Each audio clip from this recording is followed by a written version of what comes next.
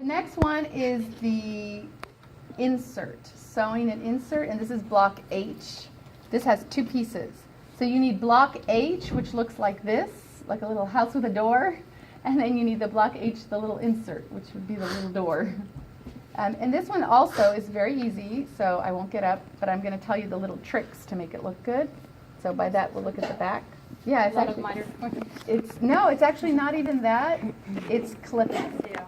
It's all clipping. So for this, and we were talking, the other teacher and I were talking, so you can even, there are so many ways you can clip this. So you would, depending on what fabrics it is. So let's say I had chiffon insert in a leather skirt, I guess, then I would have to clip it a different way because I wouldn't want the chiffon to show my seam allowance. So there, do you see how that one would have to be out? Yeah. Which would mean I have to clip it a different way. Now if it's just muslin and muslin, or let's say this is kind of sheer and this is a leather, then I would want everything to go in. So I have to clip it a different way. So the clipping, don't obsess about the clipping, just make sure you clip some way. And I don't think we specified ironing in or out. So you could iron it either way because we don't, it's just muslin at this point. But does that make sense? If you had leather and a sheer, you'd have to think about which way to iron it, which would mean you'd have to think about which way to clip it.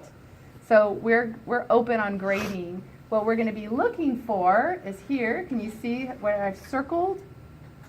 So this one, this needs to be ironed, but this one would probably get the max points.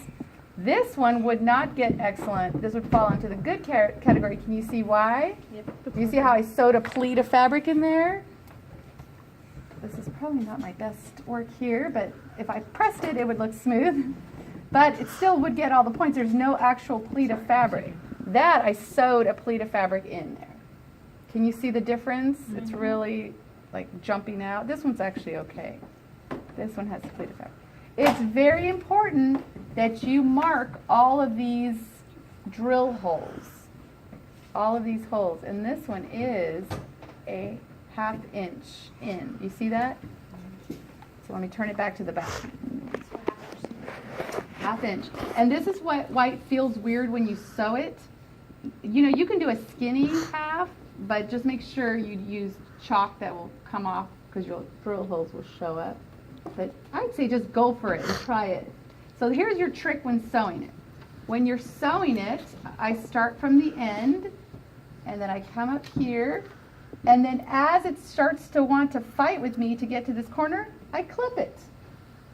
So here's an example of it not clipped. Oh, I guess we went ahead and clipped it. So again, as you're sewing it, and you want to turn the corner. This is all turning corners here. And it's hard to turn the corner. Then clip it.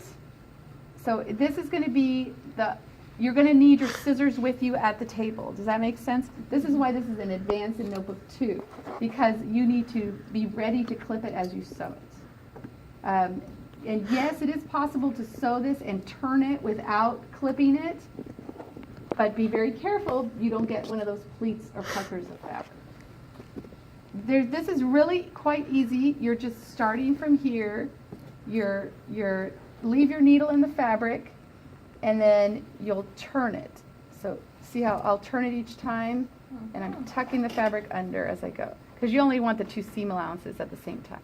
So it's like you're turning a steering wheel. You don't have to clip it. It gets a little more challenging though. I forgot I should tell you all my little hints. So I drew the straight line connecting this to this, this to this, this to this. That helped me a lot because I kept wanting it to be smaller.